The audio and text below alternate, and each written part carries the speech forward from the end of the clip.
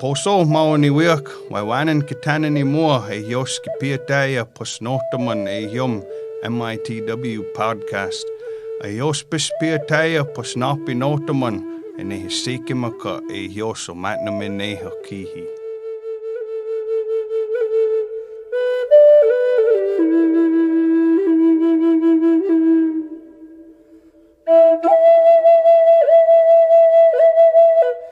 Welcome to the Menominee Indian Tribe of Wisconsin podcast. We are your hosts, Gary Dodge and Sheena Wapus. On this episode, we are joined by Vaughn, Public Information Officer for the Menominee Indian Tribe of Wisconsin. I would like to remind people that we request you to send in your COVID-19 related questions into us at podcast@mitw.org. Morning, guys. Thanks for having me back. So is there any new data from the new strain of COVID-19? There is some new information regarding the B117 strain that was identified out of the UK. They've found that it is about 50 to 70% more contagious than the current COVID strains that have been going around. The state is also working to provide more testing to find out how far the B117 is spread through in Wisconsin and if that's responsible for the spike in some of the local areas. This does require a little bit of additional testing on the part of the state, and it requires a nasopharyngeal swab. The one Dr. Schlegel says goes back to your eyeballs. So not a lot of people are volunteering for that type of swab and test because the treatment right now is exactly the same, but the state is collecting data on it as we speak. Where's the tribe at with the vaccines at this time? So the tribe's doing pretty good on their vaccination distribution. Right now, we're in the 1B phase. Unfortunately, this has kind of slowed down because this last week we only received 10 vaccinations that we were legally obligated to give to individuals that were either in the CBRF or clinical staff. However, our emergency management director is working on securing another 200 doses for next week, which will be distributed to seniors over the age of 65, individuals that might be working in other frontline areas that are high risk exposure, and like we said, those seniors. Additionally, educators are being considered in this distribution group as well, and so we'll be reaching out to them too. What are the plans for reopening the Menominee Tribal School and the Menominee Indian School District? So today is actually the first day that the Menominee Tribal School has students back on the premises. They're doing a grade rotation, so they're maintaining their operation below 50% capacity. Today they're having second graders. On Monday they'll start again with fifth graders. Tuesday will be third graders. Wednesday will be fourth graders, and Thursday will be eighth graders, and Fridays will have the kindergartners.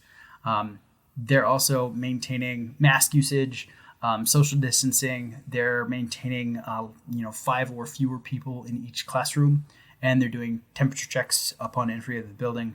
They're also cleaning and sterilizing the facility fastidiously.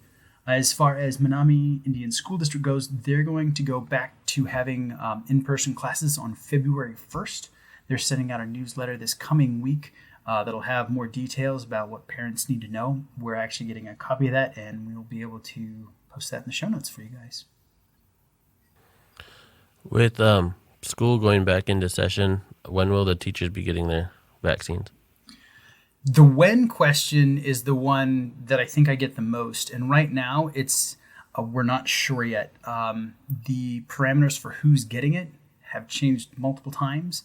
And the supply line has been kind of unpredictable so far.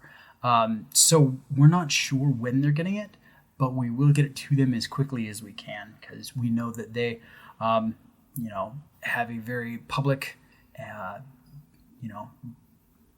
facing job, and that they are at potential risk for exposure from a lot of different households. Additionally, if they were to bring it, they could spread it to, multiple families and stuff. So we are keeping them in mind, and we'll get them vaccinated as soon as we can. Okay. If both doses are taken, does that stop the person from getting the virus, and does it stop them from spreading it? If they only get one shot, it does lower their protective threshold. if you only get one shot, it's only effective about 60% of the time, which for a vaccination is still really high.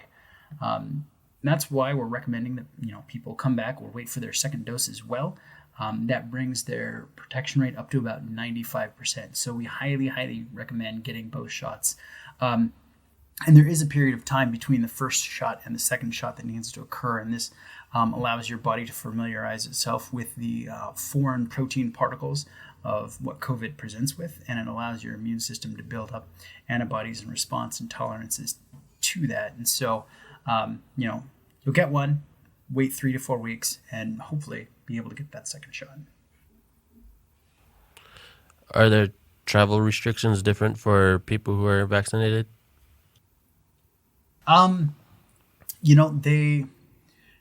It decreases your risk. They're not encouraging travel, even though it's significantly safer after you've been vaccinated. And I think at this point we don't have any travel restrictions. So yes, it would protect you in the event of travel. So Vaughn, you're talking about second doses of the vaccine earlier. When will elders who have already gotten their first dose get their second dose? So right now, DHS has contacted us and they have informed us that we'll be getting second doses for those individuals in the coming week. So we will start trying to give people the vaccination or the second dose of vaccination coming up this week. So soon should be the answer. So that kind of answers the question that the clinic did not set aside second doses for people. They just gave them out as they got them. Legally, we weren't allowed to set aside second doses. We were obligated to distribute them, and we were assured that, second doses would be coming. So, no, we haven't set aside any. We've just vaccinated as many people as possible to get that out there. Because even like we've discussed, a first vaccination is significantly better than not being vaccinated at all from it. We did receive a question asking if the second dose isn't received in a certain time period, does that mean you have to basically start over from scratch and get like a third dose, or how does that work? They're not totally sure how it affects it yet. So they're recommending stick close to home and to your doctor if you've gotten that first shot, so you can receive notification for the second one. So they're not sure. It depends. Okay, so what happens if you talked about that time period in between that is needed. What happens if you get COVID in between the doses? So if you get COVID in between the doses, one, that's unfortunate. And we're really sorry that happens because that's no fun. But if it does happen, because you've been vaccinated, it should decrease the length of time that you experience symptoms, and it should decrease the magnitude of severity as well, because your immune system is already mounting or should be able to mount a partial response to it. So this week, Biden signed a mandate for masks on all federal land. Does that affect the tribe in any way since we are on trust land? So I'm going to start with I'm not a legal expert, especially when it comes to tribal sovereignty. But from what I understand, the tribe could ignore the presidential mandate.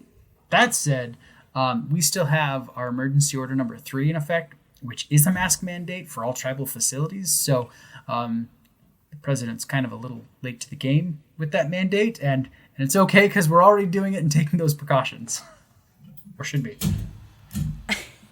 Can you talk about when COVID testing is next available in the community? So Theta Care is going to be running a couple different testing dates and in a couple different locations. They'll be doing testing in Kashina on January 23rd and 30th. And then again, they'll be testing February 13th and 27th. And those tests will run from 9 a.m. to 12 p.m. And then they'll also be in Neopit doing tests on students and teachers from 1 to 3 p.m. And then for the rest of the community from 3 to 5. And those test dates are going to be January 25th, February 3rd, February 10th, February 17th, and February 24th. And just to clarify, do you need to have symptoms in order to go get tested at these sites? No, for Theta Care testing or for National Guard testing when they're available, you don't need to have any symptoms. Thank you, Vaughn. You bet. Thank you. Waiwanan for listening to the Menominee Indian Tribe of Wisconsin podcast. You can find us on Apple Podcasts, Spotify, and Stitcher. You can also listen to the podcast on menominee-nsn.gov under the Community tab. Keep up to date by following us on Facebook at MITW Podcast. We do weekly updates with Vaughn, and we welcome any community questions you have regarding COVID-19, so please send those into us via email at podcast@mitw.org.